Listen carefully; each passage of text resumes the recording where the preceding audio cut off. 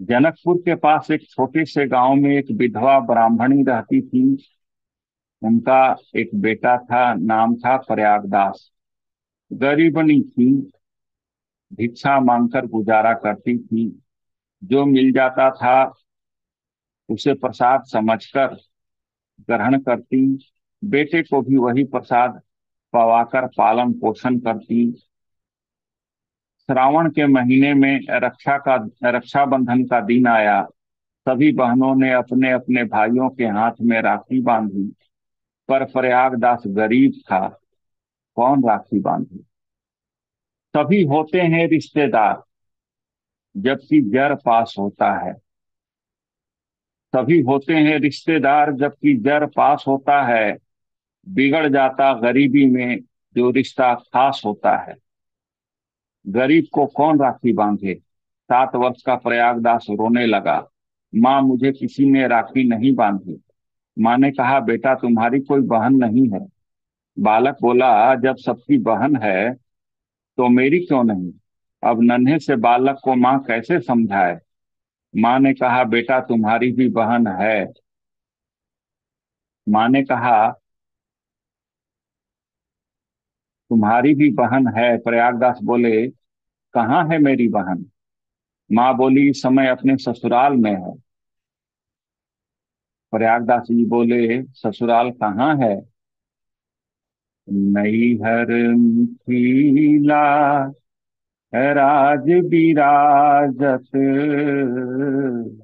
नैहर मिथिला राज बिराजत। अवधपुरी ससुरारी फिकर हमें काहे की। फिकर हमें काहे की। फिकर हमें काहे की। स्वामी पियाजू हमारी फिकर हमें काहे की। जिनके ससुर नृपति मणि दशरथ।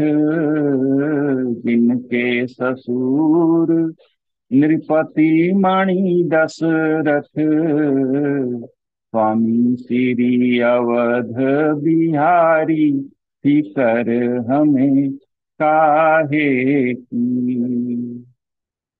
अयोध्या उनकी ससुराल है। बालक प्रयागदास रोते हुए बोले, माँ, मैं अयोध्या जाऊंगा। माँ बोली, अभी नहीं, थोड़ा बड़ा हो जा, फिर मैं तुझे ले चलूंगी अयोध्या। पर बालक प्रयागदास जिद कर रहे थे, माँ मैं तो जाऊंगा। माँ ने फिर समझाया, पर बालक के मन में यही भावना रही, बहन के ससुराल जाऊं, बहन का दर्शन करूं, बहनोई का दर्शन करूं। रात में बालक प्रयागदास सोए, लेकिन सुबह कुछ ज्यादा जल्दी जग गए। उनकी माँ सो रही थी। माँ के पास 2 धोतियां थी, एक पहनती थी और एक साफ करके रखने के लिए छोड़ देती थी। बालक प्रयागदास ने यह बात सोची कि बहन अगर राखी बांधेगी तो हमें कुछ देना होगा। तो सूखी धोती जो कई जगह से फटी थी, उसको ही समेट कर बगल में दबा लिया। चल दिए बालक प्रयागदास जनकपुर से अयोध्या के लिए, पैदल ही पैदल। ले चल अपनी नागरिया, अवध बिहारी सांवरिया। अवध बिहारी सांवरिया। ले चल अपनी नागरिया। सरजू के तीर अयोध्या नगरी। सरजू के तीर अयोध्या नगरी। संत भरे जहाँ गागरिया अवध बिहारी सांवरिया, ले चल अपनी नागरिया, अवध बिहारी सांवरिया। इसी भावना से चले जा रहे हैं। थोड़ी दूर चले, थक गए, एक वृक्ष के नीचे बैठ गए, नींद लग गई। भगवान जी से अपने पास, अपने धाम, अपने संबंधी को श्री अयोध्या जी में बुलाना चाहे तो कौन रोक सकता है। बालक प्रयागदास जी सोए और जागे। बालक प्रयागदास जी सोए जंगल में और जागे अयोध्या जी में। लोगों से बालक प्रयागदास जी ने पूछा, यह कौन सा नगर है। लोगों ने कहा, अयोध्या नगरी। बालक प्रयागदास जी खुशी से नर्तन करने लगे, कहने लगे, यह तो मेरी बहन की ससुराल है।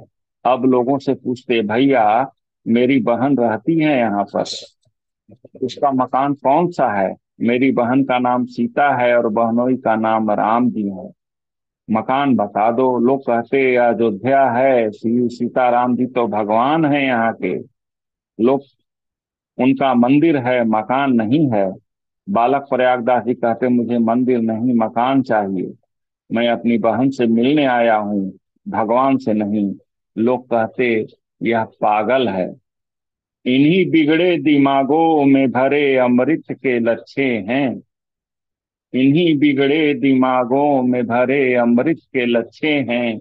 इन्हें पागल ही रहने दो, ये पागल ही अच्छे हैं। दिन भर खोजा नहीं मिले, अब मन ही मन बड़बड़ाने लगे। माँ ठीक कहती थी, ये दिन में नहीं मिलेंगे, बड़े आदमी हैं। यह कैसे सिद्ध कर दें कि यह गरीब हमारा रिश्तेदार है। गरीबों के कोई रिश्तेदार नहीं होते। इसीलिए माँ मुझे मना करती थी, मुझे नहीं आना चाहिए था। मैं कल लौट ही जाऊंगा। शाम को एक वृक्ष के नीचे यह कहते कहते वे सो गए। लेकिन रात्रि को अचानक दिव्य प्रकाश हुआ। आंखें चौंधिया गईं। उठकर खड़ा हुआ। उस दिव्य प्रकाश में देखा कि एक हाथी, हाथी पर हौदा, महावत की जगह श्री हनुमान जी, हाथी के हौदे पर विराजमान भगवान श्री सीताराम जी। सेवक पीछे पीछे चल रहे हैं।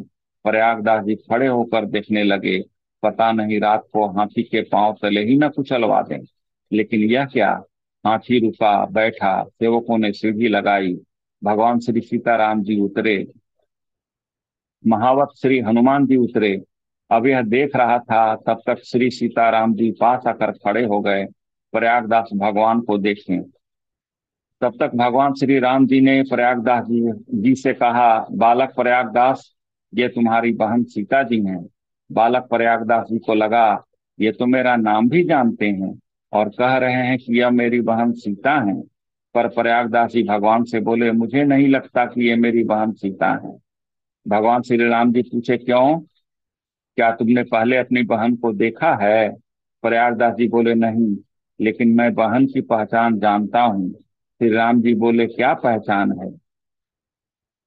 बोले श्री राम, बहन सीता तुम्हारी यह। बाल ने कहा कि समझ में ना आता है। तो बहन की क्या पहचान है, जब राम जी पूछे, तब प्रयागदास जी कहते हैं, विरह व्यथा से चरणों में लोट लोट कर रोती है बहन।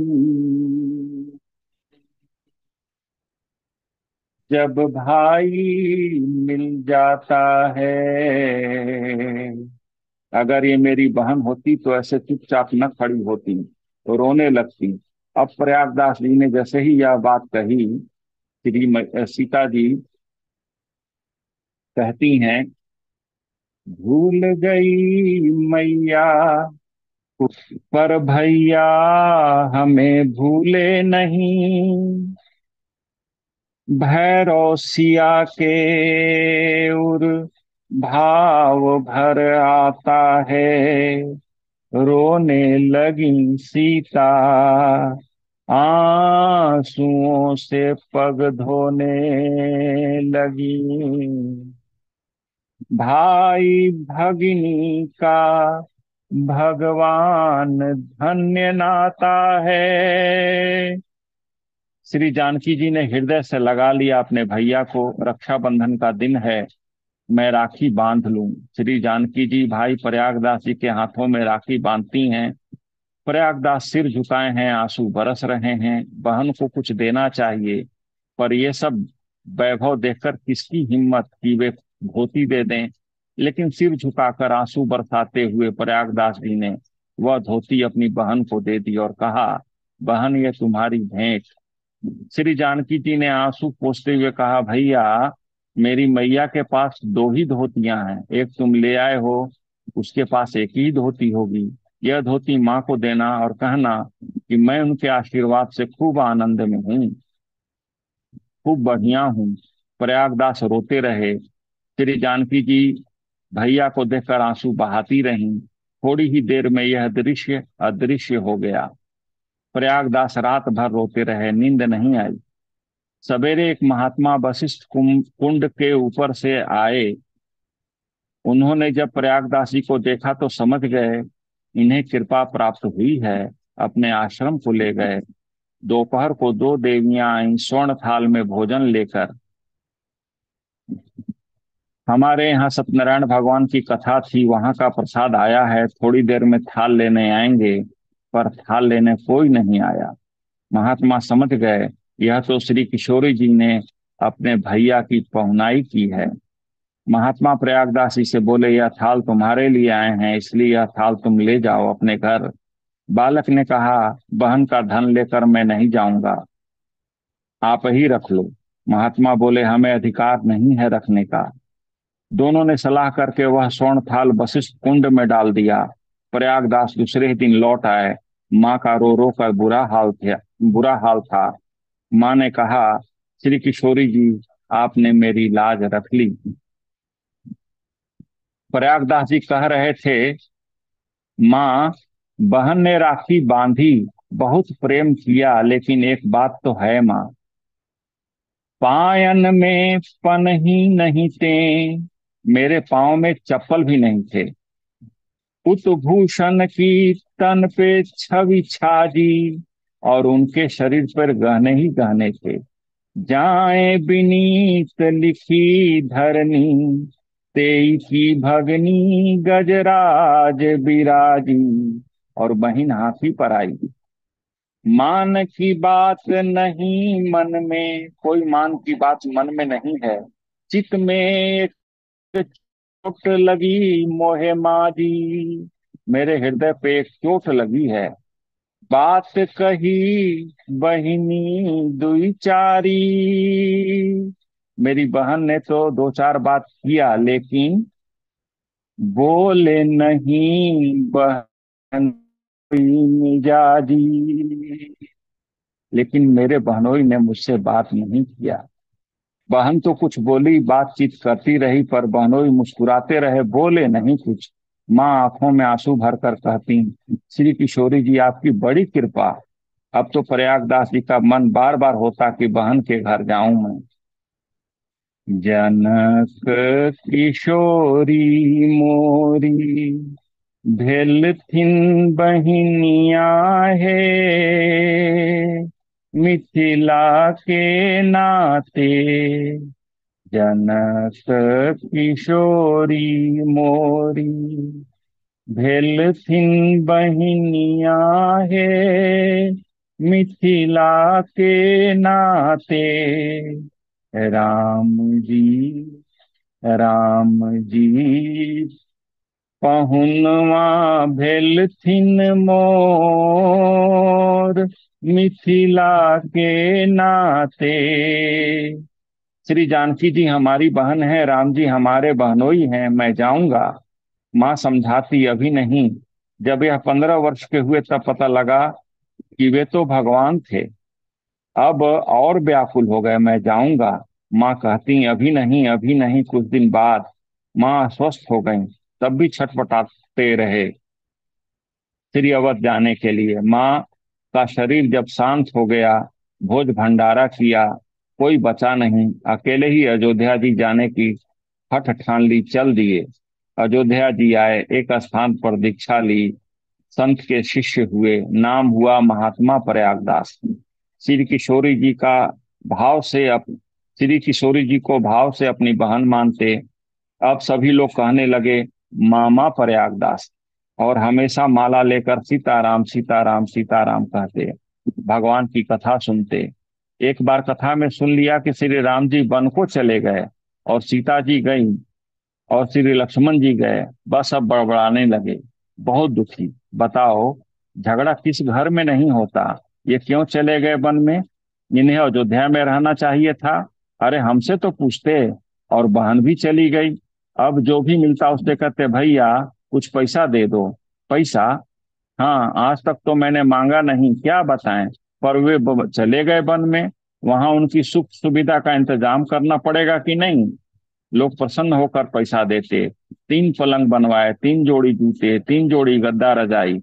व्यास जी से पूछा, कहाँ तक गए हैं भगवान अभी? व्यास जी ने कहा, चित्रकूट में हैं। 3 जोड़ी पलंग, 3 जोड़े रजाई गद्दे जूते सारे सामान अपने सिर पर रखे और पैदल पैदल चित्रकूट गए। यह है प्रेमियों की भाव दशा।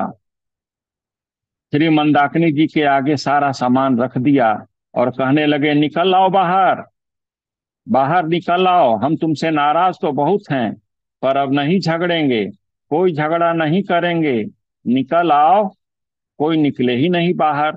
तो मंदाकिनी जी पार करके स्वयं वन में प्रवेश कर गए और इधर उधर देखे, आवाज दें। तब राम जी को दया लगी, मैं कहाँ, ये कहाँ कहाँ भटकेंगे। तब श्री सीताराम जी एवं लक्ष्मण जी प्रकट हो गए। प्रणाम किया प्रयागदास जी ने और आंसू बहाते हुए बोले, ये महल छोड़कर क्यों चले आए? झगड़ा किस घर में नहीं होता। अब मैं जूते लाया हूं, ये जूते पहनो, पलंग पर बैठो। भगवान बोले, हमारा नियम यह नहीं है, क्योंकि हम तो बनवासी हैं, हम ये सब नहीं करते। तो प्रयागदास जी व्यंग करते हुए बोले, पलंग पे न बैठेंगे न पहनेंगे जूते, पलंग पे न बैठेंगे न पहनेंगे जूते, बड़े व्रतधारी के बेटा बने हैं। प्रयागदास जी रोने लगे। श्री जानकी जी ने कहा, प्रभु ये महात्मा दुखी होंगे, आप इन्हें अपने साकेत का दृश्य दिखा दें। भगवान श्री राम जी ने साकेत का दिव्य स्वरूप दिखाया, जहां श्री सीताराम जी सिंहासनासीन, सब आनंद ही आनंद। ये देखकर प्रयागदास जी बोले, अरे वाह, तुम्हारे तो बड़े ठाक हैं, लोगों को पागल बना रखा है। भगवान मुस्कुराए। तब प्रयागदास जी बोले, यह देखकर तो मुझे अच्छा लगा, मैंने तो कभी किसी से कुछ मांगा नहीं, तुम्हारे कारण मांगना पड़ा। इस कलंक से कैसे बचें? आप लोग इस पलंग का उपयोग करो। भगवान ने कहा, मैं नहीं, आप करो। प्रणाम करके चल पड़े, 1 जोड़ी जूते पहन लिए और माथे पर एक पलंग और 1 जोड़ी रजाई गद्दे, पैदल पैदल चित्रकूट से प्रयागराज चल दिए। माघ मेला का महीना था। प्रयागराज बाहर ही बाहर प्रयागदास जी नीम के पेड़ के नीचे पलंग बिछाई और आराम से सो गए। प्रयागराज में प्रयागदास जी नीम के पेड़ के नीचे पलंग बिछाई और आराम से सो गए। किसी ने कहा, बाबा मेले में चलो। प्रयागदास जी ने कहा, मेले में जाकर क्या करेंगे? मेले में जाकर संतों का दर्शन करना। प्रयागदास जी बोले, मतवादी हैं वहां इकट्ठे, जाकर करें क्या मेलों में। प्रयागदास श्री राम को लेकर पड़े रहेंगे ढेलों में। किसी ने कहा, ढेलों में पड़े तो यह ठाट बाट तो देखो, आप संत हो, पलंग पर सो रहे हो और जूते रजाई तकिया और क्या क्या। प्रयागदास जी कहने लगे, चुप रहो, हम संत नहीं हैं। एक ने पूछा, संत नहीं हो तो फिर क्या हो? प्रयागदास जी कहने लगे, नीम के नीचे खाट बिछी है, खाट के नीचे करवा, मिट्टी का पात्र जिसमें पानी वगैरह या चाय भी पीते हैं। नीम के नीचे खाट बिछी है, खाट के नीचे करवा, प्रयागदास अलमस्ता सोए, राम लला को सरवा। किसी ने कहा, आपको और कोई रिश्ता नहीं मिला? राम जी के सरवा बन गए, सखा हो जाते, सेवक बन जाते, दास बन जाते। आप तो राम जी के सार हो। प्रयागदासी मुस्कुरा कर बोले, हम तो राम जी के सार हैं, पर राम जी तो पूरे संसार के सार हैं। पूरे संसार में राम नाम एक सार, पूरे संसार में राम नाम एक सार। हमारी संसर्ग कौन करे, हम सार हूं के सार।